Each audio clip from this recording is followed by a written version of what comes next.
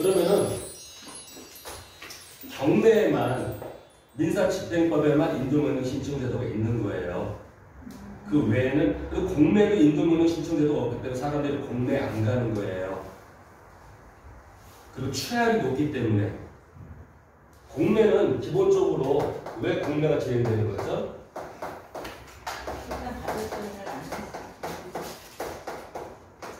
체납분에 대해서 국가가 징수하는 거예요. 자, 경매는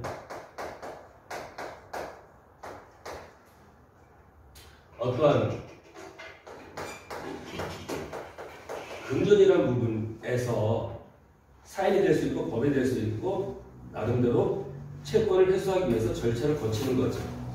근데 이건 국가기관에서 하는 거고 이거는 법원에서 하는 거죠. 이게 가장 큰 차이인데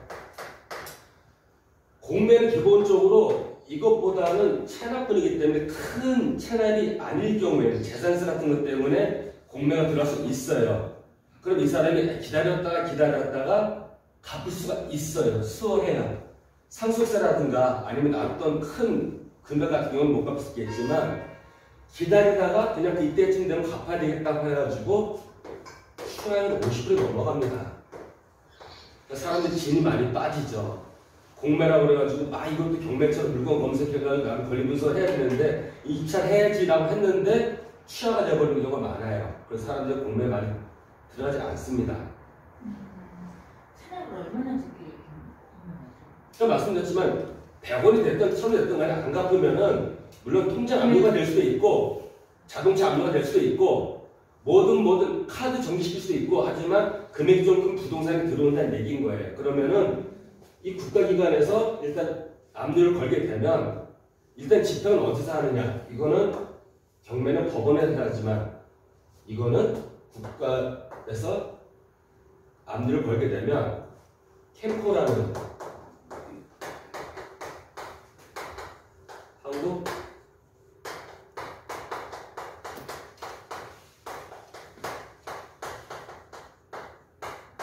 한국자산관리공사에서 진행하게 되는 겁니다. 이거는 입찰장이 오는 게 아니에요.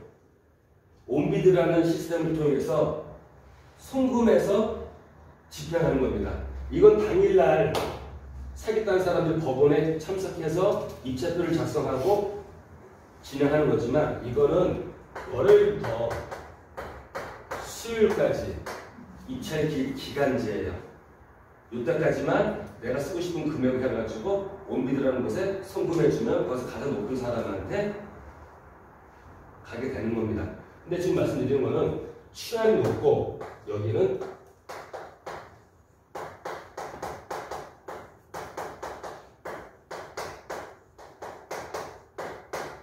인도명령 신청제도가 없습니다.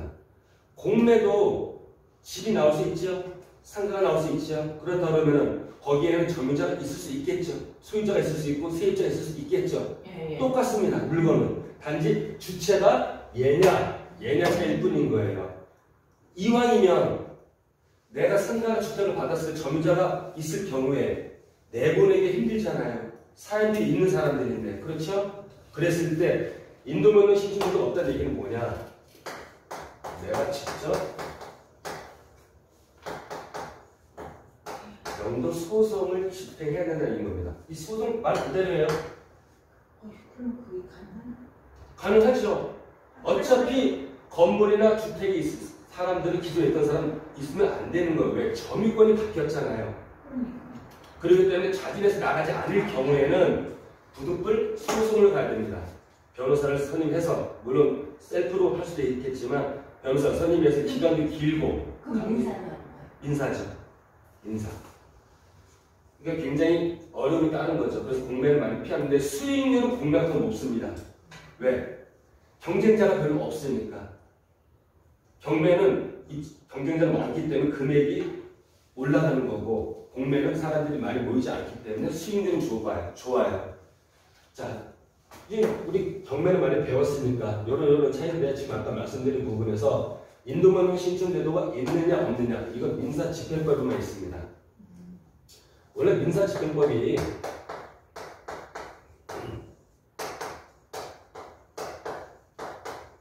원래는 민사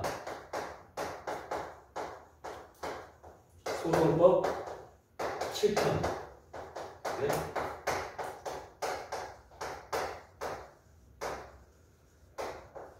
민사소송법 7편에 강제집행이라는 부분이 있어요. 이걸 따로 빼온 겁니다. 그래가지고 2002년 7월 1일부터 시행하게 된 거예요. 민사집행이 바뀌면서 여러 가지가 생겼습니다. 그 중에 가장 대표적인 게 인도명령 신청제도라는 게 생겼다는 거. 점유자가 있을 경우에 네가 이 소송을 할 필요 없고 네가 직접 문 따고 들어가서 자력구제 방식으로 할 필요도 없다. 내가 알아서 해줄게. 이게 생긴 겁니다. 그리고 인도명령 신청제도라는 건 뭐냐면은 신청입니다. 인도명령 신청.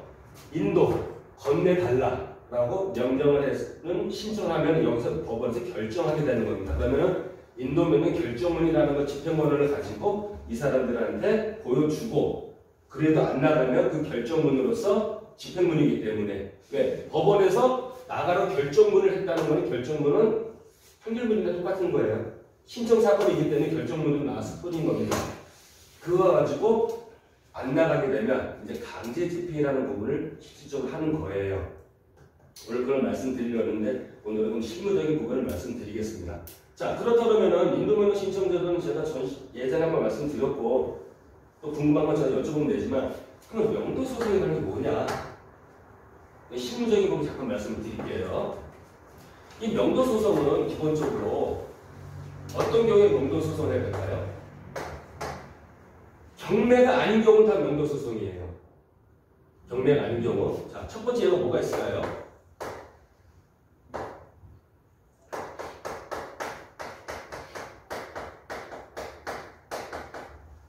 임대인과 임차인이 있는데 계약이 만료됐습니다. 우리 나가야 되는데 안 나갈 경우에 임대인이 나가라고 종용하겠죠. 안 나갈 경우 어떻게 되겠습니까? 그때 명도소송을 진행해야 되는 거예요. 계약이 만료됐음에도 불구하고 안 나갈 경우. 두 번째, 이건 좀 주의하셔야 될 부분인데 주택은 2달, 상가는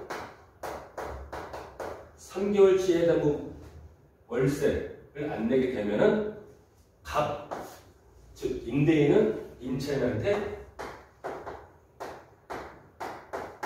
해지를 요청할 수 있습니다. 임대차 계약 없었던 거야. 나가 할 수 있는 겁니다. 주택 임차인들은 2달 밀리게 되면 상가 임차인은 3달 밀리게 되면 이게 한 달, 2달 연장이 아니라 3, 4, 5개월 중에서 어느 횟수만 맞으면 해지권이 발동하게 되는 거예요. 해지가 됐을 때 안 나갔을 때 예를 들면 계약이 만료된 것과 똑같은 거죠. 그럴 경우에 역시나 명도소송으로 진행할 수 있는 겁니다. 그리고 경매 부분으로 넘어갈게요. 아니 경매에서 인도명령 신청제도가 있다는데 왜 경매에서도 명도소송이 들어가나요? 라는 부분을 말씀드리면 첫 번째, 인도명령 신청제도라는 건 말이에요. 기간이 정해져 있습니다. 언제까지 해야 되는 게 정해져 있어요. 잔금을 납부하고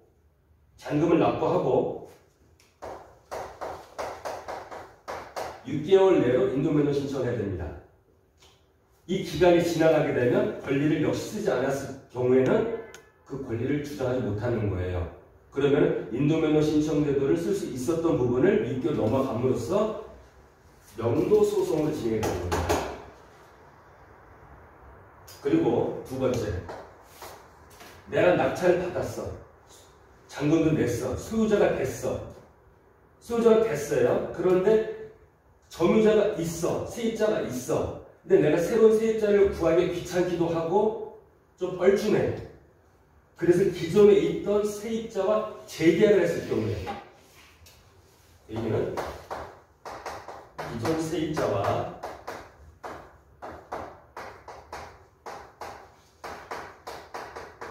재계약을 했을 경우에 재계약을 했는데 이 사람이 이제 월세를 안 내는 거야. 그럴 수 있죠? 이 사람이 월세 잘 내는 줄 알고 있었는데 막상 나랑 내가 낙찰자인데, 새로운 낙찰자인데, 소유자인데 새로운 사람 구하기 힘들어하고 이 사람 기존에 있던 사람과 계약을 했어요. 임대차 계약을 했습니다. 근데 이 사람이 이때 또 월세를 안 내. 그러면은 인도명령 신청을 못 쓴다는 얘기인 거예요. 그리고 세 번째,